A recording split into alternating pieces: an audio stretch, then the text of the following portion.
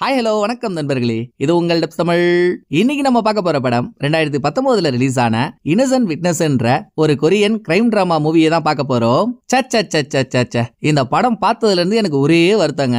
இப்படிப்பட்ட படத்தை இவ்வளவு நாள் உங்கள்ட்ட எடுத்துட்டு வராம விட்டனேன்ட்டு. படத்துல கிரைம் ட்விஸ்ட் இதெல்லாம் ஒரு அங்கமா இருந்தாலும் அதை தாண்டி ஒரு விஷயத்த பதிவு பண்ணிருப்பாங்க பாருங்க, வேற லெவல். இந்த ஆட்டிசம் நோய் பத்தி கேள்விப்பட்டிருக்கீங்களா? எனக்குமே பெருசா தெரியாது. ஒரு 4-5 படத்துல ஆட்டிசம்ன்ற வார்த்தையும் அதுக்கான கொஞ்சோண்டு விளக்கத்தையும் கேட்டிருக்கேன். சோ நான் பார்த்ததை வச்சு ஆட்டிசம்னா ஒரு மனநோய்.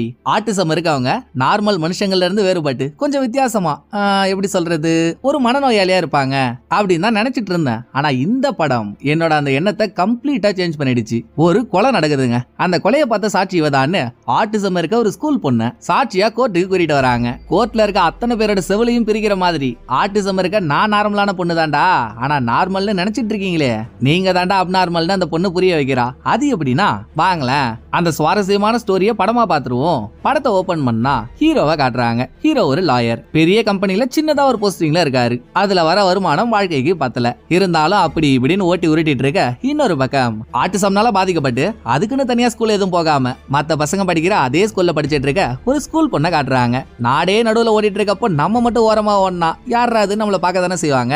அதே கதை தான் இந்த பொண்ணுக்கும். என்னதான் இவ எல்லாரு கூடயும் நெருங்கி சகஜமா பழகணும்னு நினைச்சாலும் இவளுக்கு ஆட்டிசம் இருக்கிறதுனால கூட படிக்கிற பசங்களே எப்ப பாரு இந்த பொண்ணை கலாய்ச்சிட்டு இருப்பாங்க. இப்படி அவளை காட்டிட்டு மறுபடியும் ஹீரோ கிட்ட வந்தா காலையில வேலையெல்லாம் முடிச்சிட்டு நைட்டு ஹீரோ வீட்டுக்கு போறப்போ வீட்டுல ஹீரோவோட அப்பா தனியா இருக்காரு. அவர் வயசானவரு, ஆனா ரத்தம் சூடா இருக்க சமயத்துல ஆளு வாழும் கர்ணனா இருந்திருக்காரு. எப்படின்னா இவரோட நண்பர்கள் பேங்க்ல வாங்குற லோனுக்கு இவர் சாட்சி கையெழுத்து போட்டிருக்காரு. காசு வாங்கினவனுங்க கம்யூனிட்டிட்டு போயிட்டானுங்க. இவருக்கு வயசாயிடுச்சு, இவராலையும் கடனை கட்ட முடியல. சோ அந்த கடன் எல்லாத்தையும் இப்ப ஹீரோ தான் கட்டிட்டு இருக்காரு. அதனாலதான் ஹீரோ எவ்வளவு சம்பாரிச்சாலும் அவருக்கு பத்தல. இவ்வளவு நடந்தும் ஹீரோவுக்கு அவர் அப்பா மேல எந்த கோபமும் இல்ல. அப்பாவை கூடவே வச்சு பாத்துக்கிட்டு குடும்பத்தையும் நல்ல நிலைமை கொண்டு வரணும்னு இன்னும் கல்யாணம் கூட பண்ணிக்காம ஓடி ஓடி உழைச்சிட்டு இருக்காரு. இப்ப ஹீரோவும் அவரோட அப்பாவும் உட்காந்து சாப்பிட்டு இருக்கப்போ டிவில ஒரு நியூஸ் ஓடுது. ஒரு பெரிய சானிட்டரி நாப்கின் தயாரிக்கிற கம்பெனி அவங்க தயாரிச்ச ப்ராடக்ட் தரமானதா இல்ல போல. ஏதோ ஒரு கெமிக்கல் காம்பனன்ட் அதிகமானதுனால நாப்கின் விஷத்தன்மை வாய்ந்ததா மாறிடுச்சு. சோ அதை யூஸ் பண்ண நிறைய பேர் இறந்துட்டாங்க. இது சம்பந்தமா NGOன்ற ஒரு சமூக சேவை அமைப்பை நடத்திட்டு இருக்க ஒரு லேடி லாயர் கோர்ட்ல கேஸ் எல்லாம் போட்டு நடு ரோட்ல போராட்டம் எல்லாம் பண்ணிட்டு இருக்கா.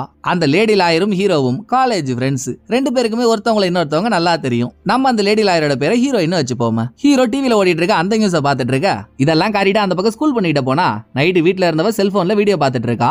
அப்ப இவங்க வீட்டுக்கு எதிர் வீட்டுல பயங்கரமான ஒரு சவுண்ட் கேக்குது. என்னடான்னு இந்த பொண்ணு இவ வீட்டு ஜன்னல்ல இருந்து எட்டி பார்த்தா எதிர் வீட்டு ஓனரை அந்த வீட்டோட வேலைக்காரி தலையில கேரி பேக்க போட்டு மூடி வீட்டு ஜன்னல் கிட்ட வச்சு என்னமோ ஒண்ணு பண்ணிட்டு இருக்கா. அவ என்ன பண்றான்றது நமக்கு கிளியரா தெரியல. அதை பார்த்ததுமே இந்த பொண்ணுக்கு பிரஷர் ஆகி ஊன்னு கத்திக்கிட்டே கீழே விழுந்துடுறா. உடனே இங்க வந்து அந்த பொண்ணோட அப்பா அம்மா, இதுல சந்திரமுகி படத்துல தேவையே இல்லாம ஒரு பாம்பு வரும்ல, அந்த மாதிரிதான் இந்த பொண்ணோட அப்பா இந்த சீனுக்கு அப்புறம் காணா போடுவாரு. சோ இங்க வந்த ரெண்டு பேரும் ஏமா என்னமா ஆச்சு, உனக்கு ஒன்னும் பிரச்சனை இல்ல அப்படின்னு அந்த பொண்ணு கிட்ட விசாரிச்சுட்டு இருக்க இங்க சீனை கட் பண்றாங்க. மறுநாள் இந்த பொண்ணோட வீட்டுக்கு எதிர் வீட்டுல போலீஸ் படையே வந்து குவியுது. அங்க தாங்க படத்தோட டைட்டிலையும் போடுறாங்க. ஆனா இன்னும் அங்க என்ன நடந்துச்சுன்னு நமக்கு தெளிவா காட்டல. அப்படியே அடுத்த சீன்ல ஹீரோ ஒரு பெரிய கம்பெனில வேலை செய்யறதா சொல்லியிருந்தோம் இல்லையா, அதோட போன சீன்ல கூட சானிட்டரி நாப்கின் சம்பந்தமா ஹீரோவோட ஃப்ரெண்ட் ஒரு கேஸ் போட்டிருக்கான்னு கூட சொல்லியிருந்தோமே. அந்த கேஸ அந்த கம்பெனியோட சைடுல இருந்து ஹேண்டில் பண்றதே ஹீரோவோட லா கம்பெனி தான். சோ கேஸ் கோர்ட்ல ட்ரையலுக்கு வரதுக்கு முன்னால அது சம்பந்தமா ஒரு ரிஹர்சல் பாப்போம்னு அந்த கம்பெனியோட CEO மீதி லாயர்ஸ் எல்லாம் கூப்பிட்ட ஹெட் இந்த கேஸுக்கும் ஹீரோவுக்கும் சம்பந்தமே இல்ல. ஆனா ஹீரோவையும் இந்த மீட்டிங்க்கு கூப்பிட்டிருக்காரு. மீட்டிங்ல பேசிட்டு இருக்கானே சானிட்டரி நாப்கின் கம்பெனியோட CEO, அவனுக்கு என்ன அதப்புன்றீங்க, ஆள் பார்க்க நல்லா அற்புத அரக்கு இருக்க மாதிரி இருந்துகிட்டு இவன் ப்ராடக்ட்டை யூஸ் பண்ணி சில பேர் செத்துருக்காங்க. அதை பத்தின குற்ற உணர்ச்சி கொஞ்சம் கூட இல்லாம சட்டம் ஒரு இருட்டரை எப்படியும் நம்மளை காப்பாத்திடுவாங்கன்னு கேஷுவலா பேசிட்டு இருக்கான். ஆக இந்த கேஸ்ல இருந்து இந்த கம்பெனியை எப்படி காப்பாத்துறது, கோர்ட்ல பேசுறதுக்கான லாஜிக்கான பாயிண்ட ஒவ்வொருத்தவங்களா சொல்லுங்க பாப்போம் அப்படின்னு ஹெட் ஒவ்வொரு லாயர் கிட்ட கேட்டுக்கிட்டு கடைசியா ஹீரோ கிட்ட போறப்போ உண்மையாகவே ஹீரோ நல்ல ஒரு பாயிண்டா எடுத்து கொடுக்குறாரு. இதுலயே இம்ப்ரெஸ் ஆன ஹெட் இது ஒண்ணு மட்டும் இல்ல, இதுக்கு முன்னாலே ஹீரோவுக்கு சின்ன சின்ன கேஸ் எல்லாம் கொடுத்திருக்காங்க. அது எல்லாத்துலயும் திறமையா வாதாடி ஹீரோ ஜெயிச்சிருக்காரு. அதை விட முக்கியமான ஒரு காரணம், கம்பெனிக்கு எதிரா NGO சமூக சேவை அமைப்பை சேர்ந்த ஹீரோயின் கேஸ் போட்டிருக்கால, ஒரு 10-15 வருஷத்துக்கு முன்னால ஹீரோவும் அந்த அமைப்புல இருந்தவர் தான். நடக்கிற கேஸ்ல மக்களோட சிம்பத்தி மொத்தமும் ஹீரோயின் பக்கம் தான் ஸ்ட்ராங்கா இருக்கு. இப்ப அவங்க கூடவே சேர்ந்து பல வருஷத்துக்கு முன்னால வேலை செஞ்ச ஒருத்தவனை எதிரணியில போட்டுட்டா ஒண்ணுக்கு ஒண்ணு சலைச்சதில்ல, எவன் அடிச்சும் பொழைச்சதில்லன்ற மாதிரி ரெண்டு பேர் மேலேயும் ஈக்குவல் சிம்பத்தி வந்துரும்ல. அப்படி ஒரு பிளான போட்ட ஹெட் அந்த கேஸ்ல ஒன்னையும் ஒன் ஆஃப் த லாயரா போட்டுக்கிறப்பா, ஆனா அதை விட நீ பார்க்க வேண்டிய முக்கியமான கேஸ் ஒன்னு இருக்கு, இதை சட்டு புட்டு முடிச்சு விடுன்னு ஹெட் ஒரு கேஸ் ஃபைல் எடுத்து ஹீரோ கிட்ட கொடுக்க, ஸ்கூல் பொண்ணோட வீட்டுக்கு எதிர் வீட்டுல ஒரு கிரைம் நடந்துச்சுல்ல, அதோட கேஸ் ஃபைல் தான் அது. ஆக்சுவலா அந்த கிரைம்ல என்ன நடந்திருக்குன்னா, அந்த வீட்டோட ஓனரை தலையில கேரி பேக்க போட்டு மூடுறதுக்கு முன்னால கேரி பேக் உள்ள பூட்டேன்ன்ற ஒரு கேஸ் அடிச்சிருக்காங்க. அந்த கேஸோட கேரி பேக் அவர் தலையில போட்டு மூடினதுனால மூச்சு விட முடியாம அவர் இறந்திருக்காரு. இது கொலையா தற்கொலையான்னு தெரியல. ஒரு பக்கம் அன்னைக்கு நைட்டு நடந்ததை பார்த்த ஸ்கூல் பொண்ணு அது கொலை தான், வீட்டு வேலைக்காரி தான் ஓனரை கொலை பண்ணா அப்படின்னு ஸ்டேட்மெண்ட் கொடுத்து இந்த கேஸ்ல சாட்சியா வந்திருக்கா. இதை தவிர நடந்தது கொலைதான்னு ப்ரூவ் பண்றதுக்கு பிசிக்கல் எவிடன்ஸ் எதுவும் இல்ல.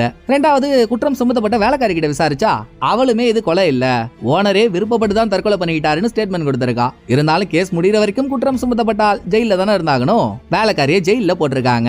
இப்ப ஹீரோ வாதாட போறது அந்த வேலைக்காரிக்கு ஆதரவா. ஹெட் ஹீரோவுக்கு கேஸ கொடுத்த கையோட கூடவே ரிச்சான காரெல்லாம் பிரசண்டா கொடுக்கறாரு. இவ்வளவு நாளா ஹீரோ தேடிட்டு இருந்த வாய்ப்பே இதுதான். இன்னைக்கு அந்த வாய்ப்பு உள்ளங்கையில இருக்கே, எப்படி விட முடியும்? இறங்கி அலசிதான் பாப்போமேன்னு மறுநாளே ஜெயில இருக்க வேலைக்காரியை மீட் பண்ண ஹீரோ, இங்க பாருங்க, இந்த கேஸ்ல நான் தான் உங்களுக்கு ஆதரவா வாதாட போறவன். ஒரு விஷயத்தை மட்டும் மைண்ட்ல நல்லா பதிவு பண்ணிக்கோங்க. கிரைம் நடந்த ஸ்பாட்ல எது நடந்திருந்தாலும் சரி, உள்ளத உள்ளபடியே நீங்க சொல்லிட்டீங்கன்னா எந்த பிரச்சனையும் இல்ல. எனக்கு உங்களை காப்பாத்துறது ஈஸியா இருக்கும். சோ ப்ளீஸ் எது சொல்றதா இருந்தாலும் உண்மையை மட்டும் சொல்லுங்கன்னு ஹீரோ கேட்க, தெய்வமே, இந்த சிச்சுவேஷன்ல நான் நம்புறது உங்களை மட்டும்தான். என்ன காப்பாத்த வந்த குலதெய்வம் நீங்க. உங்கள்கிட்டயே நான் மறைச்சு பேச போறேன். என்ன நடந்துச்சோ அதை நான் அப்படியே சொல்லிடுறேன்னு வேலைக்காரி ஆரம்பிக்கிறா. அன்னைக்கு நைட்டு நான் வேலையெல்லாம் முடிச்சுட்டு என் ரூம்ல தூங்கிட்டு இருந்தாங்க. அப்போ ஓனரோட ரூம்ல இருந்து எனக்கு ஒரு வித்தியாசமான சவுண்ட் கேட்டுச்சு. என்னடான்னு நான் அவரோட ரூம்ல போய் பாக்குறப்போ அவரே அவரோட தலையில கேரி பேக்க மூடி தற்கொலைக்கு முயற்சி பண்ணிட்டு இருந்தாரு. எனக்கு பார்த்ததும் உடம்பெல்லாம் கிடுகிடு நடுங்க ஆரம்பிச்சிருச்சு. கடகடன் போய் அவர் தலையில இருக்க கேரி பேக் கிழிச்சு அவரை காப்பாத்தலாம்னு ட்ரை பண்ணா அவர் அதுக்கு விடாம என் கூட மல்லு கறிட்டு இருந்தாரு. இந்த போராட்டத்துல தான் 2 பேரும் சேர்ந்து ஜன்னல் கண்ணாடி எல்லாம் உடைச்சு அவரை காப்பாத்த நான் படாத பாடுபட்டங்க. இருந்தாலும் என்னால முடியல. ஒரு கட்டத்துல ஓனர் இறந்ததும் எனக்கு ரத்தம் எல்லாம் உறைஞ்சு போச்சு. கை கால அசைக்க கூட முடியல. அவரோட பாடியை பார்த்த மேனிக்கு ரூமோட ஒரு ஓரத்துல உட்காந்துட்டேன். அன்னைக்கு நைட்டு இதாங்க நடந்துச்சு அப்படின்னு வேலைக்காரி சொல்றா. சரிமா, உங்க ஓனர் அவரே தற்கொலைக்கு முயற்சி பண்ணிட்டாருன்னு நீ சொல்ற. அவர் சாகிறதுக்கு ஏதாவது ஒரு காரணம் இருக்கா? என்னைக்காவது உங்ககிட்ட தற்கொலையை பத்தி பேசியிருக்காரா இப்படின்னு ஹீரோ கேட்டதும், அவர் தற்கொலை பண்ணிக்க போறேன்ற மாதிரிலாம் என்கிட்ட பேசலங்க. ஆனா ஒரு 3 வருஷத்துக்கு முன்னால அவரோட மனைவி இறந்துட்டாங்க. அவருக்கு பிறந்த பையனும் அவர் கூட இல்லையா? சோ அடிக்கடி ஒரு வித தனிமையா ஃபீல் பண்றதா என்கிட்ட சொல்லியிருக்காரு. இந்த காரணத்துக்காக கூட அவர் தற்கொலை பண்ணிருக்கலாம்ல. நான் சொல்ல வர்றது ஒன்னே ஒண்ணுதாங்க. கிட்டத்தட்ட 10 வருஷம் நான் அவருக்காக வேலை செஞ்சிருக்கேன். என்ன அவரோட பொண்ணு மாதிரி பாத்துக்கிட்டாரு. அவர் சாகிறதுனால எனக்கு என்ன பலன்? ஒண்ணுமே கிடைக்க போறது இல்ல. அப்படி இருக்கப்போ நான் ஏங்க அவரை கொலை பண்ண போறேன்? தயவு செஞ்சு என்ன எப்படியாவது காப்பாத்துங்க அப்படின்னு வேலைக்காரி அழுது புலம்புனதோட இங்க சீனை கட் பண்றாங்க. இதுக்கு அடுத்த சீன்ல ஹீரோ வேலைக்காரிக்கு ஆதரவா வாதாட போறாருன்றப்போ கவர்மெண்ட்டுக்கு ஆதரவா வாதாட ஒரு வக்கீல் இருப்பாருல்ல, நம்ம அவரோட பேரை ப்ராசிக்யூட்டர்னு வச்சுப்போம். ப்ராசிக்யூட்டர் கேஸ்ல சாட்சியா வந்த ஸ்கூல் பொண்ணை கூப்பிட்டு அவகிட்ட சில பல கேள்விகளை கேட்டு அதை வீடியோ எடுத்து ஒரு ஆதாரமா ரெடி பண்ணிருக்காரு. அதுல அந்த பொண்ணு கொஞ்சம் வித்தியாசமா பேசுறா. இதை ஹீரோவும் பார்த்துட்டு அப்புறம் கிரைம் நடந்த இடத்த சுத்தி அக்கம் பக்கத்துல விசாரிக்கிறப்போ நல்லா 5 புள்ளி கோலத்துல வரைஞ்ச ஆம உருவம் மாதிரி இருக்க ஒரு கடைக்காரருக்கு இறந்த ஓனரை பத்தியும் வீட்டுல வேலை செஞ்சுட்டு இருந்த வேலைக்காரியை பத்தியும் நல்லா தெரியுது. கடைக்காரரோட அனுமானப்படி வேலைக்காரியில ஓனரை கொலை பண்ணிருக்க வாய்ப்பே இல்லைங்க. எத்தனையோ வருஷம் வயசானவரை கண்ணுங்கருத்தமா பார்த்துட்டு இருந்தவ இவ இப்ப போய் எதுக்காக ஓனரை கொலை பண்ண போறா? ஏன் யூகப்படி சான்ஸே இல்லன்னு கடைக்காரன் சொன்னதும் அதோட ஹீரோ கிரைம் நடந்த வீட்டுக்கு வந்து இறந்த ஓனரோட பையனை பாக்குறாரு. அவருக்குமே இது கொலையா தற்கொலையான்னு தெரியல. எதுவா இருந்தாலும் சரி, என் அப்பாவோட சாவுல நீங்க நியாயத்தை வாங்கி கொடுத்தா மட்டும் போதும் அப்படின்னு அவர் ஹீரோ கிட்ட சொல்ல, அடுத்து ஹீரோ போறது ஸ்கூல் பொண்ணோட வீட்டுக்கு. ப்ராசிக்யூட்டர் கேள்வி கேட்ட மாதிரி ஹீரோவும் கேள்வி கேட்கலான்னு தான் போறாரு. ஆனா அந்த ஸ்கூல் பொண்ணோட அம்மா ஹீரோவை அலோவ் பண்ண மாட்டாங்க. அதான் ஏற்கனவே ப்ராசிக்யூட்டர் எங்களை கூப்பிட்டு கேட்க வேண்டிய கேள்வி எல்லாம் கேட்டுட்டாரு. நாங்களும் பதில் சொல்லிட்டோம். இந்நேரம் அவர் எங்கள்கிட்ட கேட்ட கேள்வி நாங்க சொன்ன பதில் எல்லாம் உங்களுக்கும் வந்து சேர்ந்துருக்குமே. அப்புறம் நீங்க என்ன தனியா விசாரிக்க போறீங்க?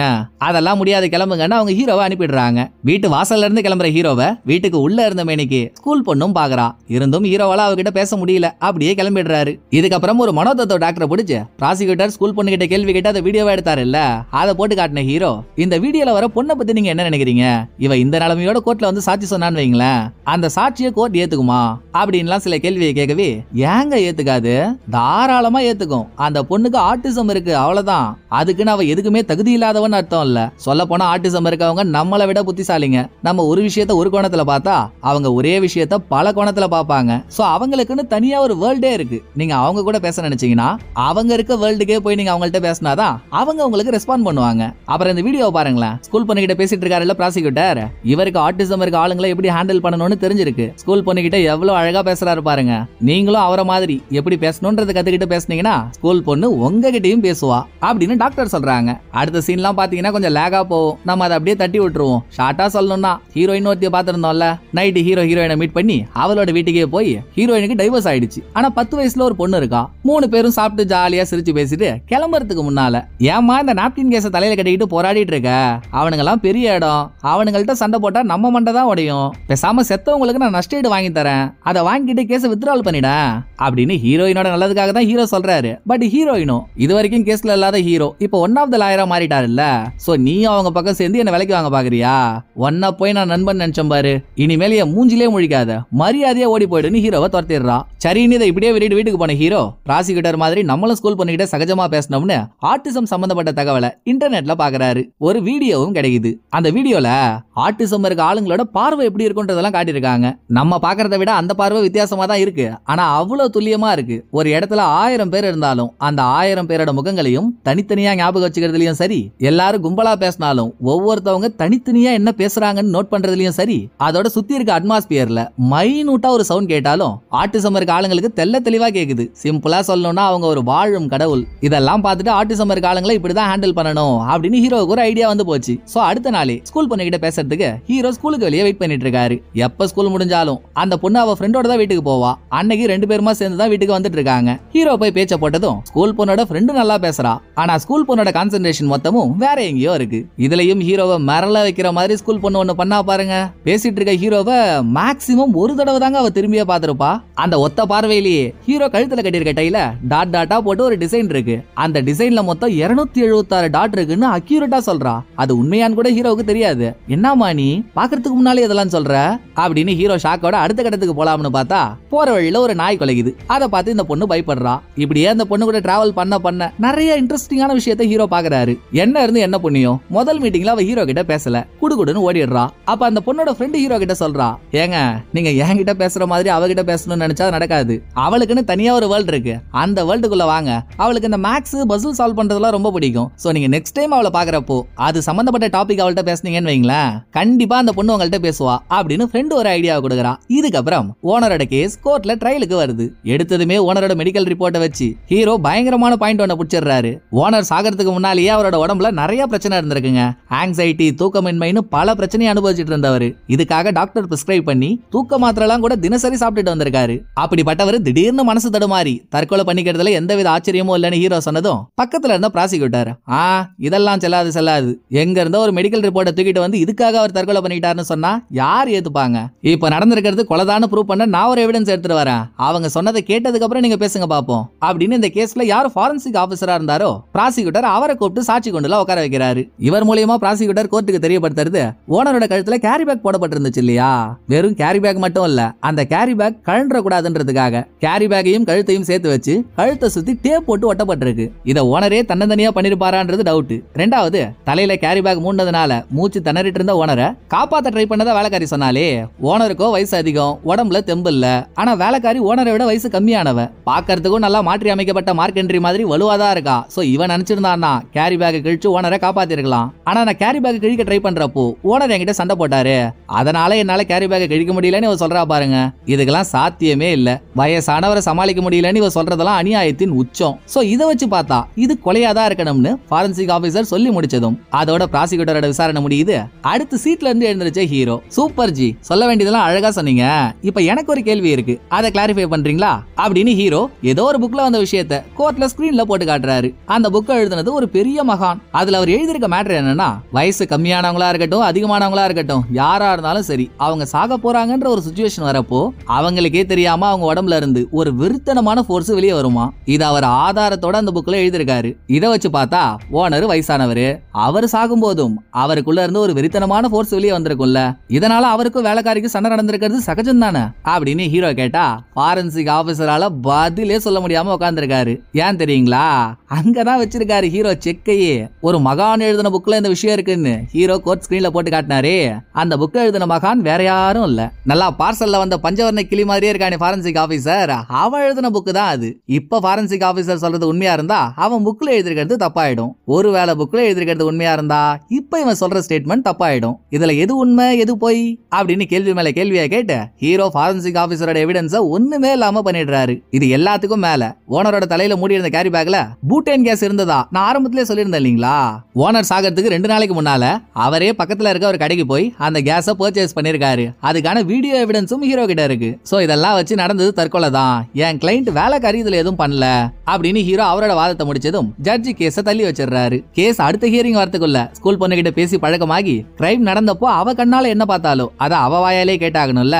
சோ ஹீரோ அதுக்கான வேலைகளை ஆரம்பிக்கிறாரு. சாயந்தரம் அந்த பொண்ணு ஸ்கூல் முடிஞ்சு அவ ஃப்ரெண்டோட வீட்டுக்கு வந்துட்டு இருக்கப்போ அவளை மீட் பண்ண ஹீரோ அவளுக்கு அவளுக்காக பசில் சால்விங் புக்கெல்லாம் வாங்கி கொடுத்துட்டு கூடவே அவ பிரெயினை டெஸ்ட் பண்ற மாதிரி கஷ்டமான 2-3 கேள்வியே கேக்குறாரு. அதுல 1-2 கேள்விக்கு அந்த பொண்ணு பதில் சொல்லிடுறா. கடைசி கேள்விக்கு பதில் சொல்ல முடியாம திணறிட்டு இருக்கா. ஒன்னும் பிரச்சனை இல்லம்மா, நான் தான் என் விசிட்டிங் கார்டு வாங்கிட்ட கொடுத்துருக்கேன்ல, உனக்கு எப்போ பதில் தெரியுதோ அப்ப எனக்கு போன் பண்ணி சொல்லு அப்படின்னு ஹீரோ சொல்லிட்டு இருக்கும் போதே எப்பவோ அந்த பொண்ணை டிஸ்டர்ப் பண்ற நாய் வந்துருது. பொண்ணு பயந்து போய் ஓடி வந்துடுறா. அடுத்து ஒரு ஹோட்டலுக்கு வெளியவே நின்னு எல்லாரும் நூடுல்ஸ் சாப்பிடறத ஸ்கூல் பொண்ணு வெறிக்க பாத்துட்டு இருக்க. அட நூடுல்ஸ் தாமா, அண்ணன் வாங்கி தரவாமா அப்படின்னு ஹீரோவே ஸ்கூல் பொண்ணுக்கும் சரி அவ ஃப்ரெண்டுக்கும் சரி 2 பேருக்கும் நூடுல்ஸ் வாங்கி கொடுத்து பேசிட்டு இருக்காரு. அப்ப ஸ்கூல் பொண்ணு கிட்ட எப்பவுமே பச்சை, மஞ்சள், நீலம், சிவப்புன்னு நிறைய கலர் காம்பினேஷன் இருக்க சாக்லேட்ஸ் இருக்கும் போல. அதுல ப்ளூ கலர் சாக்லேட் ஒன்னு எடுத்து வாயில போடுறா. சரி பாக்க நாக்கு வருதே, நம்மளும் அதுல 2 எடுத்து வாயில போடுவோம் அப்படின்னு ஹீரோ ப்ளூ கலர் சாக்லேட்ட தொட போனா டபுக்குன்னு அந்த பொண்ணு ஹீரோ கையை தட்டி விட்டுறா. ஏமான்னு ஹீரோ பக்கத்துல இருக்க ஃப்ரெண்டு கிட்ட கேட்டா, அது ஒண்ணும் இல்லங்க, அவ சாக்லேட்லயே அவளுக்கு பிடிச்சது ப்ளூ கலர் சாக்லேட் தான். சோ அவளை தவிர யார் அந்த சாக்லேட் எடுத்தாலும் அவளுக்கு பிடிக்காது இப்படின்னு ஃப்ரெண்டு ஒரு விளக்கம் கொடுத்ததும் இப்படியே பேசிக்கிட்டே ஸ்கூல் பொண்ணோட வீடு வரைக்கும் வந்துடுறாங்க. அங்க வந்து பார்த்தா எதிர்கட்சியான ப்ராசிக்யூட்டர் நின்னுட்டு இருக்கான். இந்த பாய்சன் கலந்த பால் சாதம் நம்ம எங்க போனாலும் விட மாட்டான் போலயே, எப்படியாவது பேசி ஈஸி கரெக்ட் பண்ணி பொண்ணுகிட்ட விஷயத்த வாங்கிடலாம்னு பார்த்தா இவன் குறுக்க வந்து நிக்கிறானே. இர்ரா கோமாளி, உனக்கு ஒரு நாள் இருக்குடா அப்படின்னு முறைச்சுக்கிட்டே அடுத்து ஹீரோவோட ஹெட் ஒரு மீட்டிங்காக ஹீரோவை கூப்பிட்டாருன்னு சொல்லி ஹீரோ அந்த மீட்டிங்க்கு போனா. அங்க நாப்கின் கம்பெனியோட சிஇஓ அந்த ஆளுக்கு முன்னால கட்டுக்கட்டா பணம், கூடவே நிறைய பொண்ணுங்கன்னு இடமே ஜில்லோன்னு இருக்கு. ஏன்னா இவங்க கம்பெனிக்கு ஆப்போசிட்டா ஹீரோயின் ஒரு கேஸ் போட்டால, அந்த கேஸ்ல இவங்க ஜெயிக்கிற மாதிரி ஒரு தீர்ப்பு வந்து போச்சு. அதை செலிப்ரேட் பண்றதுக்காகத்தான் இதெல்லாம். இங்க வந்த ஹீரோவை சிஇஓவுக்கு அறிமுகப்படுத்தின ஹெட் அப்புறம் ஹீரோவை மட்டும் தனியா கூப்பிட்டு வச்சு, இங்க பாரு ராஜா, யாருக்குமே வராத வாய்ப்பு ஒண்ணு உனக்கு கிடைச்சிருக்கு. நீ இப்போ ஒரு கேஸ் ஹேண்டில் பண்ணிட்டு இருக்கல, ஓனரோட கேஸ். அந்த ஓனரோட பையன் ஒரு பெரிய பினான்ஸ் கம்பெனி வச்சு ரன் பண்ணிட்டு இருக்கான். அவருக்கு லீகல் அட்வைசரா இருக்க ஒரு ஆள் வேணுமா. நான் உன் பேர் தான் ரெக்கமெண்ட் பண்ணிருக்கேன். நீ மட்டும் அவர்கிட்ட பேசி அவரை இம்ப்ரெஸ் பண்ணி கான்ட்ராக்ட்ல சைன் பண்ணிட்டான்னு வையேன், உன் ரேஞ்சே மாறிடும். என்ன ஒண்ணு, இந்த மாதிரி பெரிய இடத்துல இருக்கிறப்போ கொஞ்சம் சில்லாக்கிட்டுமா வேலையெல்லாம் பார்த்து கை கரப்பட வேண்டியதா இருக்கும், அதுக்கும் ரெடி ஆயிக்கோ அப்படின்னு ஹெட் ஒரு ஆஃபரை கொடுத்ததும் ஹீரோவுக்கு ஆனந்தம் தாங்கல. ஏன்னா ஹெட் சொல்ற மாதிரி நடந்துட்டா ஹீரோ வாழ்க்கையில பிரச்சனைகள் அனுபவிச்சுட்டு இருக்காரு, அந்த பிரச்சனை மொத்தத்தையும் கிளியர் பண்ணிடலாம். சோ ஆஃபரை ஒத்துக்கிட்டு ஹாப்பியா வீட்டுக்கு வந்து அப்பா கிட்ட மேட்ரு சொன்ன ஹீரோ நைட்டு தூங்க போறப்போ இவருக்கு ஸ்கூல் பொண்ணு கிட்ட இருந்து கால் வருது. எடுத்து ஹீரோ ஹலோ கூட சொல்லல. ஹீரோ போன் எடுத்து காதுல வச்சதுமே சாயந்தரம் ஹீரோ ஒரு கேள்வி கேட்டு அந்த பொண்ணால பதில் சொல்ல முடியாம இருந்துச்சுல்ல, அதுக்கான பதில டப 10 செகண்ட்ல சொல்லிட்டு போனை வச்சிடறா. ரைட், இவளை இவ வழியிலேயே ஹேண்டில் பண்ணாதா உண்டுன்னு மறுபடியும் அந்த பொண்ணுக்கு போனை போட்ட ஹீரோ, இருமா நான் சொல்ல வரத முழுசா கேட்டுட்டு கட் பண்ணு. நான் டெய்லி உனக்கு இதே மாதிரி ஒரு கேள்வி கேட்கறேன், நீ அடுத்த நாள் சாயந்தரம் 5 மணிக்கு எனக்கு கால் பண்ணி அந்த கேள்விக்கான பதில சொல்லு, இது நமக்குள்ள ஒரு டீல், ஓகேவா அப்படின்னு ஹீரோ அடுத்த நாளைக்கான கேள்வியை இன்னைக்கு கேட்டுறாரு. மறுபடியும் அந்த பொண்ணு அதே தான் பண்றா. ஹீரோ கேள்வி கேட்டதும் படக்குன்னு போனை வச்சிடறா. விளையாட்டு புள்ளன்னு சிரிச்ச மணிக்கு ஹீரோவும் தூங்கிடுறாரு. இதுக்கப்புறம் தினசரி ஹீரோ ஒரு கேள்வியை கேட்க சாயந்தரம் 5 மணி ஆயிடுச்சுன்னா ஸ்கூல் பண்ணி ஹீரோவுக்கு போன் பண்ணி பதில் சொல்ல, அது இல்லாம 2 பேரும் ஸ்கூல் முடிஞ்சு வரும்போதும் பேசி டைம் ஸ்பெண்ட் பண்றாங்க. இதனாலேயே இவங்களுக்குள்ள இருக்க ரிலேஷன்ஷிப் கொஞ்சம் கொஞ்சமா டெவலப் ஆயிட்டு இருக்கு. அப்பதாங்க ஒரு நாள் ஸ்கூல் பொண்ணுக்கு உயிருக்கு உயிரா நம்பி ஒருத்தி இருந்தால, எப்பவுமே அவ இவளுக்கு சப்போர்ட் பண்றான்னு சொல்லி ஸ்கூல்ல படிக்கிற மீதி பசங்க ஃப்ரெண்ட் அடிச்சு அட்டாக் பண்ணதோட புழு கலந்த தண்ணி எல்லாம் கொடுத்து அவளை குடிக்க சொல்லிருக்காங்க போல.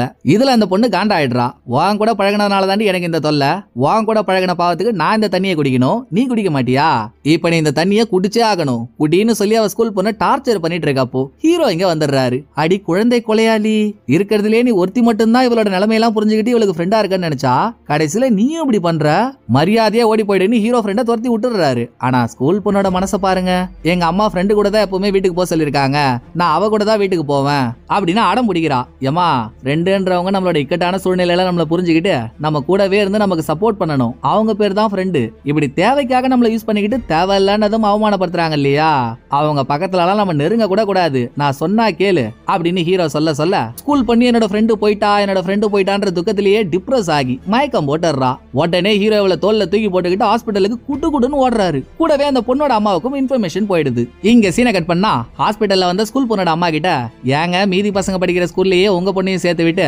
அவளுக்கு ட்ரபிள் கொடுக்குறீங்க, ஏதாவது ஸ்பெஷல் ஸ்கூல்ல சேர்த்து விடலாம்ல அப்படின்னு ஹீரோ அட்வைஸ் போடவே, என் பொண்ணு எங்க ஸ்பெஷல் ஸ்கூல்ல படிக்கணும், என் பொண்ணோட திறமை தெரியுமா உங்களுக்கு, மத்த குழந்தைங்களாம் பிறந்து 1 வயசு ஆனதும் அம்மா அப்பான்னு சொல்லவே கஷ்டப்படும், ஆனா என் பொண்ணு அந்த வயசுலயே என்னோட டயப்பரை மாத்தி விடுன்னு முழு வார்த்தையும் என்கிட்ட சொன்னான். அடுத்த 2 வருஷத்துல ஒரு நியூஸ் பேப்பரையே ஸ்பெல்லிங் மிஸ்டேக் இல்லாம முழுசா படிக்கிற அளவுக்கு என் பொண்ணோட பிரில்லியன்சி வளர்ந்துருச்சு, இவளுக்கு என்னமோ குறை இருக்க மாதிரி நீங்க ஸ்பெஷல் ஸ்கூல்ல சேருன்னு சொல்றீங்க அப்படின்னு அவங்களோட வேதனையை சொன்னதும் அடுத்து ஹீரோவே ஸ்கூல் பொண்ணையும் அவளோட அம்மாவையும் வீட்டுல கூட்டிட்டு போயிட்டு டிராப் பண்றாரு. பொண்ணுக்காக இவ்வளவு நல்லது பண்ணிருக்காரு, இவர் ரொம்ப நாளா கேட்டுட்டு இருக்கிறது என்ன, நம்ம பொண்ணு கிட்ட கேஸ் சம்பந்தமா கேட்கணும் தானே, சரி இன்னைக்கு ஒரு வாய்ப்பை கொடுப்போம்னு, உங்களுக்கு வேணும்னா வீட்டுக்குள்ள வந்து என் பொண்ணு கிட்ட ஏதாவது கேட்கணும்னா கேட்டுக்கோங்க, அப்படின்னு ஸ்கூல் பொண்ணோட அம்மா ஆஃபர் கொடுத்ததும் ஹீரோ ஸ்கூல் பொண்ணோட ரூமுக்கே போய் இவருக்கு தேவையான கேள்விகளை கேட்க முயற்சி பண்றாரு. ஆனா அந்த பொண்ணு ஹீரோ பேசுறத கேட்கறாளோ இல்லையோ கையில போனை வச்சு அதை பாத்துக்கிட்டு சைக் இத பார்க்கவே எனக்கு பரிதாபமா இருக்குன்னு அந்த வார்த்தையவே ரிப்பீட் மோட்ல சொல்லிட்டு இருக்கா. இது சரி வராதுன்னு பக்கத்துல இருந்த பொண்ணோட அம்மா அவ கையில போனை பிடிங்கிட்டு நீங்க கேள்வி கேட்டுக்கிட்டே இருங்க,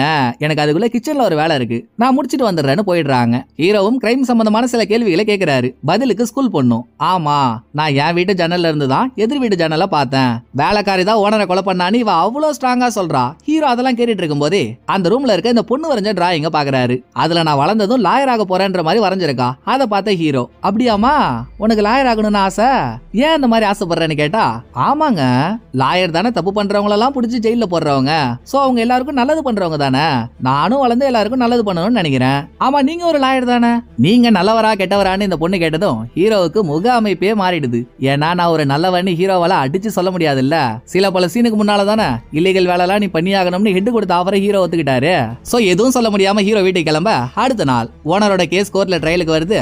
இந்த தடவை ப்ராசிக்யூஷன் தரப்புல இருந்து கேஸ்ல முக்கிய சாட்சியான ஸ்கூல் பொண்ணியை கோர்ட்டுக்கு வர வைக்கிறாங்க. அந்த பொண்ணு கோர்ட் வாசல்ல காலடி வச்சதுல இருந்து ஒரு செகண்ட் அவளுக்கு திக்கு திக்கு திக்கு திக்குன்னு இருக்கு. ஏன்னா இந்த மாதிரி ஒரு அட்மாஸ்பியர் அந்த பொண்ணு ஃபேஸ் பண்ணதே இல்ல. சுத்தி அத்தனை ஆளுங்க ஒவ்வொருத்தவங்க பேசுறது இவளுக்கு தனித்தனியா கேக்குது. அதனால இவ பயங்கரமா டிஸ்டர்ப் ஆயிடுறா. அதையும் மீறி கோர்ட்டுக்குள்ள கொண்டு போய் சாட்சி குண்டுல உட்கார வச்சுமே இன்னும் அவ நிதானத்துக்கு வந்த மாதிரி தெரியல. சோ என்னமா ஆச்சு என்ன பிரச்சனைன்னு பக்கத்துல ப்ராசிக்யூட்டர் போய் பொறுமையா விசாரிச்சா கோர்ட்டையே ஸ்கூல் பொண்ணு மிரள விட்டா பாருங்க. இவ உட்கார்ந்திருக்க இடத்துல இருந்து ஒரு 20-30 அடி தள்ளி இருக்கும். அந்த டிஸ்டன்ஸ்ல கோர்ட்ல ஒரு கடிகாரத்தை மாட்டி வச்சிருக்காங்க. அந்த கடிகாரத்துல டிக்கு டிக்குன்னு கேக்குற சவுண்ட் இந்த பொண்ணுக்கு பக்கு பக்குன்னு இருக்கும். வாரே வா அவ்வளவு பெரிய ஆளாமா நீ அப்படின்னு இதை கேட்டு ஜட்ஜே மெர்சல் ஆயிடுறாரு. ஒரு வழியா அந்த கடிகாரத்தை பிடிங்கி தூர கிடச்சினதும் இந்த தெரியாம பிறந்த டிராகுல்லா மாதிரி ஒருத்தர் இருப்பால ப்ராசிக்யூட்டர்னு அவன் தான் அவனோட ஃபர்ஸ்ட் ஆர்கியூமெண்ட் ஆரம்பிக்கிறான். நேரா ஸ்கூல் பொண்ணுகிட்ட போனவன் கிரைம் நடந்த அன்னைக்கு நைட்டு நீ உன் கண்ணால என்னமா பார்த்த, நீ என்ன பாத்தியோ அதை அப்படியே கோர்ட்ல சொல்ல அப்படின்னு கேட்டதும் அதாங்க அன்னைக்கு நைட்டு நான் என்னோட ரூம்ல இருக்க எதிர் வீட்டுல ஜன்னல் கண்ணாடி எல்லாம் உடையிற மாதிரி ஒரு சவுண்ட் கேட்டுச்சு. என்னன்னு நான் வெளியே எட்டி பார்த்தா ஓனரோட தலையில கேரி பேக் போட்டிருந்தாரு. அவருக்கு பின்னால வேலைக்காரி நின்னுகிட்டு ஓனரை அட்டாக் பண்ணிட்டு இருந்தா. அவகிட்ட இருந்து தப்பிக்கிறதுக்கு ஓனர் போராடிட்டு இருந்தாரு. இது எல்லாத்தையும் தாண்டி கடைசியா வேலைக்காரி ஓனர் இழுத்து கீழே போட்டதும் அவ சிரிச்சான்னு ஸ்கூல் பொண்ணு ஒரு ட்விஸ்ட கொடுக்குறா. சிரிச்சிருக்கான்னா அப்ப வேலைக்காரி தானே கொலைகாரியா இருப்பான்னு அர்த்தம். இப்படி ப்ராசிக்யூஷனோட வாதம் முடிஞ்சதும் இதுக்கு ஆப்போசிட்டா எதையாவது சொல்லணும்னு எழுந்திருச்சு ஹீரோவோட ஹெட். அந்த ஆளோட கையில ஆட்டிசம் இருக்க ஆளுங்களை பத்தி அவங்களோட கேரக்டர் எப்படி இருக்கும், அவங்களால எது எதெல்லாம் முடியும் எது எதெல்லாம் முடியாதுன்றது சம்பந்தமா புக் ஒன்னு இருக்கு. இந்த புக்கை ஸ்கூல் பொண்ணுகிட்டே காட்டினவன் புக்கோட டைட்டில படிக்க சொல்றான். அடுத்து புக்கை பிரிச்சு அதுல இந்த ஆள் அண்டர்லைன் பண்ணிருக்க ஒரு பார்ட்டை மட்டும் படிக்க சொல்ல அங்க எழுதிருக்கிறது ஆட்டிசம் இருக்கவங்களால அடுத்தவங்களோட எக்ஸ்பிரஷனை புரிஞ்சுக்க முடியாது. சாதாரண ஒரு மனுஷன் அடுத்தவங்களோட எக்ஸ்பிரஷனை புரிஞ்சுக்கிறத விட ஆட்டிசம் இருக்கவங்களுக்கு புரிஞ்சுக்கிற கெபாசிட்டி கம்மியா தான் இருக்கும் இப்படின்ற மாதிரி எல்லாம் எழுதிருக்கு. இதையே கோர்ட்ல ஒரு பாயிண்டா எடுத்த ஹெட் ஸ்கூல் பொண்ணு சொன்னால வேலைக்காரி ஓனரை கீழே தள்ளி விட்டுட்டு ஓனரை பார்த்து சிரிச்சான்னு. சோ ஸ்கூல் பொண்ணுக்கு அடுத்தவங்களோட எக்ஸ்பிரஷனை புரிஞ்சுக்கிற கெபாசிட்டி இல்ல. அப்படி பார்த்தா வேலைக்காரி சிரிச்சதா இந்த பொண்ணு சொன்னதெல்லாம் போய் இத உங்க முன்னாலே ப்ரூவ் பண்றதுக்கு நான் சிம்பிளான ஒரு டெஸ்ட் வைக்கிறேன்னு சொல்லி ஹெட் ஹீரோவை உள்ள எழுந்து கோத்து விட்டுறாரு. அடுத்து எழுந்திருச்ச ஹீரோவும் ஸ்கிரீன்ல 2 விதமான ஹேண்ட் ஸ்கெட்சால வரையப்பட்ட போட்டோஸை போட்டு காட்டுறாரு. ஒரு போட்டோல ஒரு ஆண்டி உம்முன்னு இருக்கு, இன்னொரு போட்டோல அதே ஆண்டி சிரிச்ச மேனிக்கு இருக்கு. இந்த 2 போட்டோவையும் தனித்தனியா ஸ்கூல் பொண்ணு கிட்ட காட்டி இதுல அவங்க கொடுக்குற எக்ஸ்பிரஷன் என்னன்னு ஹீரோ கேட்டா பதிலுக்கு ஸ்கூல் பொண்ணும் ஆண்டி சிரிக்கிற போட்டோல அவங்க சிரிக்கிறாங்கன்னு சொல்லுது, சோகமா இருக்க போட்டோல சோகமா இருக்காங்கன்னு சொல்லுது. அதெல்லாம் ஓகே, பட் எதை வச்சு அது சிரிப்பு சோகம்னு நீ சொல்ற அப்படின்னு மறுபடியும் ஒரு கேள்வியை கேட்டதும் அதாங்க சிரிக்கிற போட்டோல அவங்க மூஞ்ச பாருங்களேன், கண்ணு விரிஞ்சிருக்கு, லிப்ஸும் பிராடா இருக்கு, சோ அவங்க சிரிக்கிறாங்க தானே அர்த்தம்னு பொண்ணு சொல்ல பாத்தியா பாத்தியா சிரிக்கிற போட்டோவுக்கு இப்படி சொல்ற, சோகமா இருக்க போட்டோவை பாரு அதுலயும் தான் அவங்களோட கண்ணு விரிஞ்சிருக்கு, லிப்ஸ் சேஞ்ச் ஆயிருக்கு, அப்ப இதுலயும் அவங்க சிரிக்கிறாங்கன்னு அர்த்தமா அப்படின்னு நல்லா பேசுற பொண்ணுக்கும் பைத்தியக்காரி பட்டம் கட்டின ஹீரோ கோர்ட்ல இருக்க ஜூரிஸ்க்கு முன்னால இவ்வளவுதாங்க இந்த பொண்ணோட கெபாசிட்டி. சாதாரண ஆளுங்க மத்தவங்களோட எக்ஸ்பிரஷனை புரிஞ்சுக்கிற மாதிரி ஒரு மனநோயாளியால அப்படின்னு இந்த பொண்ண ஹீரோ அவருக்கே தெரியாம மனநோயாளின்னு சொல்லிடுறாரு. பட் ஹீரோ இதை தெரிஞ்சு சொல்லல, எதிர்ச்சியா வந்து போச்சு. அப்புறம் சொன்னதை லைட்டா மாத்தி திருத்தி இந்த மாதிரி ஸ்பெஷல் பவர் இருக்க பொண்ணுங்களால எக்ஸ்பிரஷனை கண்டுபிடிக்கிறதெல்லாம் கஷ்டங்க, சோ வேலைக்காரி சிரிச்சான்னு இந்த பொண்ணு சொல்றதெல்லாம் போய் அப்படின்னு ஹீரோ இவரோட வாதத்தை முடிச்சதும் ப்ராசிக்யூஷன் தரப்புல இருந்து அந்த ஆளும் கத்தறான் கதறான். ஆனா கோர்ட் எதையுமே கேட்கல. ஹீரோவோட வாதத்துல லாஜிக் இருந்ததுனால கோர்ட் அதை ஏத்துக்கிட்டு தீர்ப்பு 2 நாள் தள்ளி வச்சிடுறாங்க. இந்த இடைப்பட்ட காலத்துல ஹீரோக்கே போன போட்ட ஸ்கூல் பொண்ணு இவங்க டெய்லி 5 மணி ஆயிடுச்சுன்னா வீடு வரை வா விடுகதை தான் ஒரு கேள்வி கேட்டு அதுக்கு பதில் சொல்லிப்பாங்கல்ல, அப்படி ஹீரோ நேத்து கேட்ட கேள்விக்கு ஸ்கூல் பொண்ணு இன்னைக்கு பதில் சொல்லிட்டு அது கூடவே ஏன் அங்கிள் என்ன பார்த்தா உங்களுக்கு மனநோயாலே தெரியுதா அப்படின்னு ஓப்பனாகவே கேக்குறா. அப்படின்னா அந்த பொண்ணு எவ்வளவு வேதனை அனுபவிச்சிருப்பா பாருங்க. தப்பு பண்ணிட்டோன்னு ஹீரோவுக்கு தெரியுது. நேரா போய் ஸ்கூல் பொண்ணுகிட்ட மன்னிப்பு கேட்டலாம்னு அவ வீட்டுக்கு போனா, போதுண்டா எப்பா இனிக்க இனிக்க பேசி எல்லாரும் முன்னாலேயும் என் பொண்ண மனநோயாளின்னு சொன்ன பாரு, அதுவே போதும். இதுக்கு மேல நீ புடுங்க வேண்டிய ஆணிங்க எதுவுமே இல்ல, செத்த கிளம்புறியான்னு அவங்க ஹீரோவை அடிக்காத குறைதான் கண்ணாலே முறைச்சு அனுப்பிடுறாங்க. அடுத்த நாள் தீர்ப்புக்கான நாள். இவ்வளவு நாள் நடந்த கேஸ்ல காரண காரியங்கள், கிடைச்சிருக்க எவிடன்ஸ் இதெல்லாம் அலசி ஆராயிரப்போ ப்ராசிக்யூஷன் தரப்புல சொல்ற மாதிரி வேலைக்காரி இந்த கொலையை பண்ணிருக்க மாட்டா, ஓனர் அவரே தான் தற்கொலை பண்ணிட்டு இறந்து போயிட்டாரு அப்படின்னு கேஸ முடிச்சு ஜட்ஜ் வேலைக்காரியை ரிலீஸ் பண்ணிடுறாரு. எல்லாருக்கும் ஒரே சந்தோஷம். சந்தோஷத்தோட சந்தோஷமா சர்ப்ரைஸா ஹீரோவுக்கு கொடுத்தாங்க பாருங்க ஒரு ட்விஸ்ட். எல்லாம் நல்லபடியா முடிஞ்சிருச்சுன்னு எதர்ச்சியா ஹீரோ வேலைக்காரியா பாக்குறாரு. அப்ப வேலைக்காரி தூரத்துல இருக்க யாரையோ பார்த்து சின்னதா ஒரு நமுட்டு சிரிப்பு சிரிக்கிறா. யாரா அதுன்னு ஹீரோ அந்த பக்கம் திரும்பினா, நடந்து போயிட்டு இருக்கிறது இறந்து போன ஓனரோட பையன். அப்பா இறந்துட்டாரு, அவரோட கேஸ்ல இவதான் கொலையாளின்னு குற்றம் சுமத்தி இவளை உட்கார வச்சிருக்காங்க. இவளை பார்த்து எதுக்காக அவன் சிரிக்கணும்? இதுலயே ஹீரோவுக்கு ஒரு ஸ்பார்க் பத்திக்குது. இதை முடிச்சிட்டு ஜெயில இருந்து ரிலீஸ் ஆன வேலைக்காரியை ஹீரோ பிக்கப் பண்ண போறப்போ வேலைக்காரி அவளோட போனை பார்த்துக்கிட்டு சைக் இத பார்க்கவே எனக்கு பரிதாபமா இருக்குன்னு சொல்றா. இதே வார்த்தையை ஹீரோ ஸ்கூல் பொண்ணோட வீட்டுக்கு போறப்போ அவ ரிப்பீட் மோட்ல சொல்றதை கேட்டிருப்பாருல்ல, அச்சு பிசுறாம அதையே அப்படியே வேலைக்காரி சொல்றானா, இவ சொல்றத ஸ்கூல் பொண்ணு கேட்டிருக்கான்னு தானே அர்த்தம். ஹீரோவுக்கு இந்த டவுட் குறையட்டுக்குள்ளேயே ரிலீஸ் ஆன குஷியில என்ன சொல்றோம் ஏது சொல்றோம்னு தெரியாம வேலைக்காரி அவ பையனை பார்க்க போறதா ஹீரோ கிட்ட உளறிடுறா. முதல்ல ஹீரோ வந்து இவ கிட்ட பேசும்போதே அவ சொல்லிருப்பா, எனக்குன்னு சொந்த பந்தம் யாருமே இல்ல, நான் ஒரு அனாதை, 10 வருஷமா ஓனர் கீழே தான் வேலை செய்யறேன்னு. அப்புறம் இவ எந்த பையனை பத்தி சொல்றான்னு தெரியல. சோ இதெல்லாம் வச்சு பாக்குறப்போ எங்கேயோ ஏதோ ஒன்னு இடிக்குதே அப்படின்னு உசாரான ஹீரோ இதுக்கு முன்னால விசாரிக்காத பல விஷயங்களை இப்ப விசாரிக்க ஆரம்பிக்கிறாரு. அப்பதான் ஒவ்வொரு முடிச்சா வருது. ஒண்ணு, வேலைக்காரிக்கு சின்ன பையன் ஒருத்தவன் இருக்கான். ஆனா அவன் பிறந்ததும் அவனுக்கு அப்பா யாருன்னு தெரியலன்றதுனால வேலைக்காரியால அவனை வளர்க்க முடியல, அவனை ஆசிரமத்துல விட வேண்டியதா போச்சு. ரெண்டாவது, ஓனர் சாகறதுக்கு முன்னால ஒரு ஆர்ஃபனேஜுக்கு போய் அவரோட சொத்து மொத்தத்தையும் ஆர்ஃபனேஜுக்கு எழுத போறதா சொல்லியிருக்காரு. அதுக்கான பேப்பர் ஒர்க்கும் நடந்துட்டு இருந்திருக்கு. நடுவுல தான் ஓனர் இறந்துட்டாரு. மூணாவது, ஹெட் கான்ட்ராக்ட் விஷயமா அப்பவே ஓனரோட பையனை போய் பாடுறான்னு ஹீரோ கிட்ட சொல்லிருப்பாருல்ல, அப்படி ஓனர் பையன் கிட்ட ஹீரோ போய் பேசுறப்போ அவரோட பினான்ஸ் கம்பெனியே திவாலாக போகுதுன்ற மாதிரி அவர் சொல்லி புலம்பி இருப்பாரு. நாலாவது, சம்பந்தமே இல்லாம வேலைக்காரி கோர்ட்ல ஓனரோட பையனை பார்த்து சிரிச்சிருப்பா. இதெல்லாம் ஒரு கோர்வையா சேர்த்து வச்சு பார்த்தா ஓனரோட பையனுக்கு பணம் தேவைப்பட்டிருக்கு. ஆனா ஓனர் சொத்தை இவனுக்கு கொடுக்காம ஆர்ஃபனேஜுக்கு எழுத போறதா சொல்லியிருக்காரு. அவர் உயிர் எழுதுறதுக்கு முன்னாலே அவர் கொலை பண்ணிட்டா பணம் மொத்தமும் ஓனர் பையனுக்கு தானே வரும். இந்த பக்கம் வேலைக்காரிக்கு அவ பையனை வளர்க்க காசு இல்ல. ஒருவேளை நீ அப்பாவை கொலை பண்ணு, அதுக்கு நான் உனக்கு இவ்வளவு பணம் கொடுக்கறேன்னு ஓனர் பையன் ஆஃபர் கொடுத்திருந்தா பையனை வளர்க்க பணம் வேணும்ன்றதுக்காக வேலைக்காரியே கூட ஓனரை கொலை பண்ணிருக்கலாம்ல அப்படின்னு நடத்தின விசாரணையை வச்சு ஹீரோ ஒரு யுகத்துக்கு வர.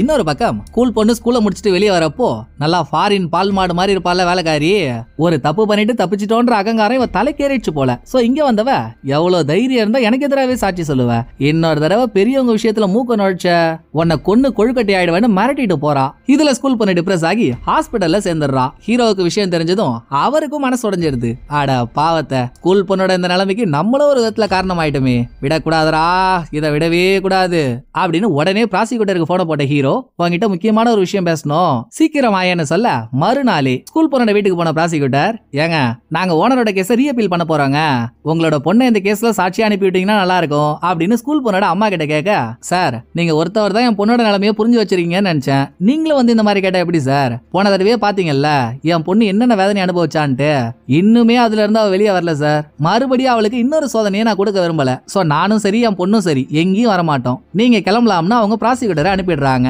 பட் ஸ்கூல் பொண்ணோட அம்மா இவளை விட்னஸ் ஆக்க கூடாதுன்னு எந்த அளவு ஸ்ட்ராங்கா இருக்காங்களோ இவங்களுக்கு ஆப்போசிட்டா ஸ்கூல் பொண்ணு நான் விட்னஸா மாறியே தீர்வுன்னு ஸ்ட்ராங்கா நிக்கிறா. இவளை பொறுத்த வரைக்கும் இவளுக்கு ஆட்டிசம் இருக்கிறதுனால இவ ஆசைப்பட்ட மாதிரி வளர்ந்து லாயராக முடியாது, இந்த சமுதாயம் அதை ஏத்துக்காது. பட் இவளோட என்ன அடுத்தவங்களுக்கு நல்லது பண்ணணும், லாயராகி பண்ணலனா என்ன, நான் சாட்சியா மாறி உண்மை எதுவோ அதை வெளியே கொண்டு வரேன், அப்படியாவது நான் 4 பேருக்கு நல்லது பண்ணதா இருக்கட்டுமே, சோ நான் சாட்சியா போகதாமா போறேன் அப்படின்னு இவ ஆட முடிகிறா.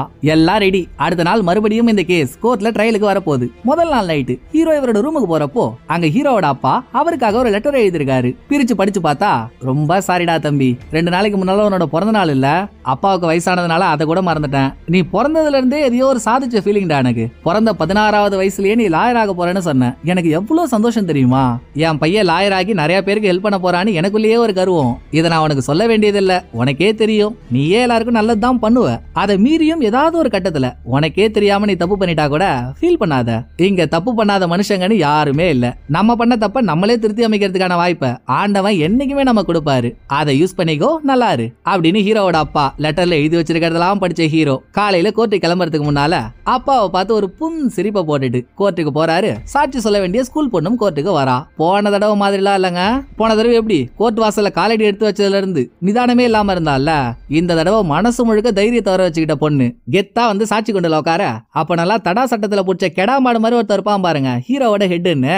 இவன் போன தடவை மாதிரி ஆர்டிசம் புக் எடுத்து அதுல ஒரு ஆட்ட பக்கத்துல இருக்க ஹீரோ காட்டினாரு பாருங்க ஒரு மாச ஹெட்டே அது எதிர்பார்க்கல. திடீர்னு ஹீரோ ஒருத்தவங்க பிசிக்கலாகவோ இல்ல மென்டலாகவோ மாறுபட்டு இருக்கிறதுனால அவங்க நல்லா இருக்கவங்களை விட எந்த விதத்திலையும் குறைஞ்சிட்டாங்கன்னு அர்த்தம் இல்ல அப்படின்னு ஒரு ஸ்டேட்மெண்ட் கொடுக்குறாரு. கொய்யால இது என்ன ஸ்டேட் பண்றான்னு பார்த்தா ஹெட்டோட கையில ஆர்டிசம் புக் இருக்கு. ஹீரோ சொன்ன அதே ஸ்டேட்மெண்ட் அந்த புக்லயும் இருக்கு. இது இல்லாம இன்னொரு கோட்டும் இருக்கு. ஆர்டிசம் இருக்கவங்க மட்டும் இல்ல, இந்த உலகத்துல இருக்க எல்லாருமே ஏதோ ஒரு விதத்துல வித்தியாசமானவங்க தான் அப்படின்னு இதையும் சேர்த்து சொன்ன ஹீரோ என்ன நடக்குது ஏது நடக்குதுன்னு ஹெட் கணிக்கிறதுக்குள்ளேயே எழுந்து தடால் புடால்னு பாயிண்ட்களை நொறுக்குறாரு. முதல்ல ஹீரோவும் ஸ்கூல் பொண்ணு மீட் பண்ணிக்கிறப்போ ஹீரோ கழுத்துல கட்டியிருந்த டைல எத்தனை டாட் இருக்குன்னு ஸ்கூல் பொண்ணு சொல்லிருப்பால. அதுக்கப்புறம் ஹீரோ அதை எண்ணி பார்த்திருப்பாரு. ஸ்கூல் பொண்ணு சொன்ன மாதிரியே அதுல 276 டாட் தான் இருந்திருக்கும். இப்போ அதே மாதிரி டாக்டருக்கு ஒரு கர்ஷிப் வாங்கிட்டு வந்து அந்த பொண்ணுக்கு முன்னால காட்டின ஹீரோ இதுல கொஞ்சம் எத்தனை டாட் இருக்குன்னு சொல்லுமா அப்படின்னு கேட்டதும் அவளும் ஒரு நம்பரை சொல்றா. இன்னும் ஹீரோவே அதை எண்ணி பார்க்கல. அவ சொன்னதோட ஹீரோ கர்ஷிப்பை ஜட்ஜி கிட்ட கொடுத்துட்டு போக போக உங்களுக்கு என்ன நடக்குதுன்னு புரியும், இப்போதைக்கு நீங்களும் அந்த கர்ஷிப்ல இருக்க டாட் எண்ணுங்களேன் அப்படின்னு சொல்லி ஜட்ஜஸ் அதை என்ற கேப்ல கோர்ட்டுக்குள்ள நுழையிற வாசல்லையே செக்யூரிட்டி மாதிரி ஒருத்தர் நிக்கிறாரு. ஸ்கூல் பொண்ணு உட்கார்ந்திருக்க இடத்துக்கும் அவருக்கும் டிஸ்டன்ஸ் ரொம்ப அதிகமா இருக்கு. ஹீரோ அவரை கூப்பிட்டு, ஜி நீங்க அங்கேயே நின்னுகிட்டு உங்களோட பேர் என்ன, நீங்க டிபார்ட்மெண்ட்ல என்ன வேலை பாக்குறீங்க, இது எல்லாத்தையும் யாரு காதுலயும் விழாத மாதிரி ரொம்ப சைலண்டா சொல்லுங்களேன்னு ஹீரோ ஒரு டெஸ்ட் வச்சதும் அவனை அதை சொல்றான். அவன் சொல்றது சத்தியமா கோர்ட்ல அவனுக்கு பக்கத்துல இருக்கவங்களுக்கே கேட்கல. பட் அவன் சொல்லி முடிச்சதும் தூரத்துல உட்கார்ந்து இருந்த ஸ்கூல் பொண்ணு அவன் என்ன சொன்னானோ அதை அப்படியே எக்ஸாக்டா சொல்றா. சோ இதுலயே இந்த பொண்ணுக்கு எவ்வளவு டிஸ்டன்ஸ்ல இருந்து யார் பேசினாலும் அவங்க என்ன பேசுறாங்கன்றத கேட்கக்கூடிய பவர் இருக்குன்றது தெரியுது. பத்தாக்குறைக்கு ஹீரோ இப்ப ஜட்ஜஸ் கிட்ட கர்ஷிப் கொடுத்தாருல்ல, அவங்க அதுல இருக்க டாட் எண்ணிடுறாங்க. ஸ்கூல் பொண்ணு என்ன நம்பர் சொன்னாலும் சேம் நம்பர் டாட் தான் கர்ஷிப்ல இருக்கு. மொத்தத்துல இந்த 2 டெஸ்ட்டை வச்சு மீதி பேரை விட ஸ்கூல் பொண்ணுக்கு மூளை அதிகம்ன்றத கோர்ட்ல இருக்க ஆளுங்களுக்கு ப்ரூவ் பண்ண ஹீரோ அடுத்து ஸ்கூல் பொண்ணு கிட்ட போய், ஏமா நீ நடந்த கிரையமா கண்ணெதிரில பார்த்த, அதுல வேலைக்காரி தான் ஓனரை கொலை பண்ணான்னு சொன்ன இல்லையா, கொலை பண்ணி முடிச்சதுக்கு அப்புறம் வேலைக்காரி ஏதாவது பேசினாளா அப்படின்னு ஹீரோ கேட்க, ஆமாங்க அவங்க பேசினாங்க, அதை நான் கேட்டேன்னு ஸ்கூல் பொண்ணு சொல்றா. சரி அவங்க பேசினது மொத்தம் எத்தனை வார்த்தைன்னு ஹீரோ கேட்டதும் 52 வார்த்தைன்னு ஸ்கூல் பொண்ணு சொல்ல, சரிமா அப்ப வேலைக்காரி என்ன பேசி நீ கேட்டியோ அதை இப்ப அப்படியே கோர்ட்ல சொல்லு. நீ சொல்ல இந்த பக்கம் டைப்பிஸ்ட் அதை டைப் பண்ணிட்டு இருப்பாங்க. நீ சொல்லி முடிச்சதும் அதுல எத்தனை வார்த்தை வருதுன்னு செக் பண்ணிக்கலாம்னு வேலைக்காரி அப்ப என்ன சொன்னாலோ அதை இப்ப ஹீரோ ஸ்கூல் பொண்ணு கிட்ட சொல்றாரு. ஸ்கூல் பொண்ணும் ஆரம்பிக்கிறா. வேலைக்காரி ஓனரை பிடிச்சு கீழே தள்ளி விட்டதும், செக் எனக்கே உன்ன நினைச்சா பரிதாபமா தாண்டா இருக்கு, சீக்கிரம் செத்து தொலையாண்டா, நீ உயிரோட இருந்து யாருக்கும் எந்த யூஸும் இல்ல, நீ செத்தாதான் உன் பையனும் நல்லா இருப்பான், எனக்கு பிறந்த பையனும் நல்லா இருப்பான், எனக்கு இதை தவிர வேற வழி தெரியலடா, என்ன அதிகமா பாவம் பண்ண வைக்காம சீக்கிரம் சாவுடா அப்படின்னு வேலைக்காரி சொன்னதா கோர்ட்ல ஸ்கூல் பொண்ணு சொல்லி முடிக்கிறா. இவ சொன்னதா அப்படியே டைப் பண்ணுவாங்க. லாஸ்டா அதுல எத்தனை வார்த்தை வருதுன்னு எண்ணி பார்த்தா ஸ்கூல் பொண்ணு சொன்ன மாதிரியே 52 வார்த்தை இருக்குங்க. யாரா இருந்தாலும் சரி நான் 52 வார்த்தை சொல்ல போறேன்னு இதுக்கு முன்னால பிராக்டிஸ் பண்ணாமலோ இல்ல இதுக்கு முன்னால அவங்க சொல்ல போற வார்த்தையை வேற எங்கேயும் கேட்காமலோ ரேண்டமா சொல்ல முடியாது. அப்படி ஒண்ணு ஸ்கூல் பொண்ணு இதை பிராக்டிஸ் பண்ணிட்டு வந்தலாம் வேலைக்காரியை கோத்து ஒண்ணு எந்தவித அவசியமும் இல்ல. அப்ப உண்மையாகவே ஓனரை கொலை பண்ண வேலைக்காரி இதைத்தான் சொல்லியிருக்கா, அதைத்தான் அப்படியே ஸ்கூல் பொண்ணு சொல்றா. இப்படிப்பட்ட மனிதர்குல மாணிக்கத்தை போன ஹியரிங்ல நம்ம எல்லாரும் சேர்ந்து பைத்தியம் நினைச்சுக்கிட்டோம், இது எவ்வளவு பெரிய கேவலம் தெரியுமா அப்படின்னு ஹீரோ மனசார போன ஹியரிங்ல இந்த பொண்ணை மனநோயாளின்னு சொன்னதுக்கு அந்த பொண்ணு கிட்ட மன்னிப்பு கேட்க கோர்ட் மொத்தமும் கண்ணீர் கடல்ல மிதகுது. ஆனா இந்த மதம் முடிச்ச மண்புழு இருக்கானே ஹெட், இவன் மட்டும் துடிக்கிறான். அது எப்படி டிஃபென்ஸ் தரப்புல இருந்துகிட்டு இவன் ப்ராசிக்யூஷனுக்கு ஆதரவா பேசலாம், இதெல்லாம் சரியான ட்ரையலே இல்ல, கேஸையே நிறுத்துங்க அப்படின்னு அந்த ஆள் குதிக்க, எல்லாம் கரெக்டா தானே போகுது, நீ ஏன் தேவையில்லாம சைட்ல சவுண்ட் கொடுத்துட்டு இருக்க, டேய் அவனை தூக்கி வெளியே கிடாசுங்க அப்படின்னு ஜட்ஜி ஹெட்டை தூக்கி வெளியே போட்டுறாரு. அடுத்து வேலைக்காரி கிட்ட பொறுமையா போன ஹீரோ, இதுக்கு மேல நீ தப்பிக்கிறதுக்கு எதுவும் இல்லமா, இப்பவாச்சும் உண்மையை ஒத்துக்கிட்டேன்னு வையன், உன் தண்டனை காலமாச்சு குறையும், அப்புறம் நீ உன் பையனோட சந்தோஷமா இருக்கலாம், சோ உண்மையை ஒத்துக்கோன்னு கேட்டதும் வேலைக்காரியும் ஆமாங்க தோ எனக்கு பின்னால உட்காந்துருக்கானே ஓனரோட பையன் அவன் சொல்லிதாங்க நான் ஓனரை கொலை பண்ணு ஒத்துக்கிறான். 2 பேரையும் அரெஸ்ட் பண்ணிடுறாங்க. இங்க சீனை கட் பண்ணா அடுத்த கொஞ்ச நாள்ல ஸ்கூல் பொண்ணுக்கு பர்த்டே வருது. பர்த்டேக்காக வீட்டுக்கே போன ஹீரோ ஸ்கூல் பொண்ணுக்கு ஒரு வாங்கிட்டு வந்த பிரசன்ட் கொடுத்துட்டு 2 பிரசன்ட் கொடுக்குறாரு. அதுல ஒண்ணு பசில் புக், இன்னொன்னு என்னன்னு தெரியல, நீ ஃப்ரீயா இருக்கப்போ ஓபன் பண்ணி பாருமா அப்படின்னு சொல்லிட்டு கிளம்புறாரு. போறதுக்கு முன்னால ஸ்கூல் பொண்ணுக்கு ஹீரோ மேல இருந்த அன்புல ஹீரோவை கட்டி பிடிச்சு ஹீரோவை வழி அனுப்பி வைக்கிறா. அதுக்கப்புறம் ஹீரோ கொடுத்துட்டு போன கிஃப்ட் ஓபன் பண்ணி பார்த்தா நடுவுல ப்ளூ கலர் சாக்லேட்னா இந்த பொண்ணுக்கு ரொம்ப பிடிக்கும்னு சொல்லிருந்தோம்ல, அதத்தான் ஒரு பாட்டில் மொத்தமும் ஹீரோ இந்த பொண்ணுக்காக கொடுத்திருக்காரு.